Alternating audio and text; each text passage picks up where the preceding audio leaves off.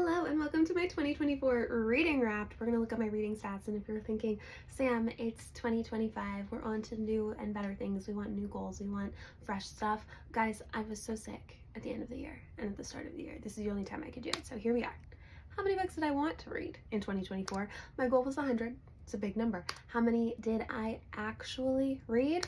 111. Surprised even myself, especially because last year I only read 74 books. And what genres did I read? So I was all over the place, but I primarily read thrillers, romance, fantasy, and romantasy because I did want to break those down. I also read parenting books, self-help, memoirs. I was all over the place. And how did I read? I'm actually always really interested by this. Physical books versus ebooks, they were pretty equal this year. And then I sprinkled in some audiobooks too. Okay, and where did I get these books?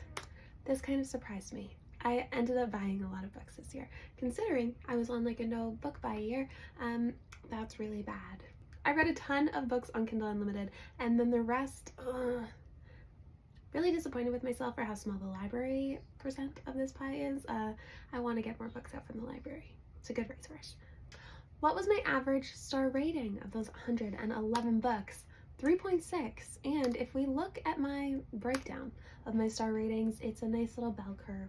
I rated a lot of books 3 and 4 stars. The important question, how many of those books were queer, were gay? 17. Big goal of mine was to read more queer fiction this year. 17's good, could be better. But for everyone wondering, here's a little, you can screenshot this. These are all of the queer books that I read. The longest book I read, Sarah J. Maas. The shortest book I read was The Gift by Freida McFadden. I absolutely hated this book, so glad it was short. My favorite, we're gonna just dive right into it. Favorite book? This is actually a series, The Ever King and the Ever Queen. I read it on Kindle Unlimited. It is like Fae Viking greatness. It's a romantasy. I loved it. I gave both books 5 stars. Worst book I read? This piece of crap. Oh my god, I hated this.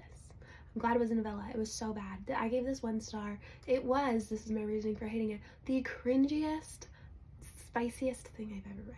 What are my goals for next year? I need to read these. Read 50 books from my physical TBR. Read 100 books. Again, I think we can do that.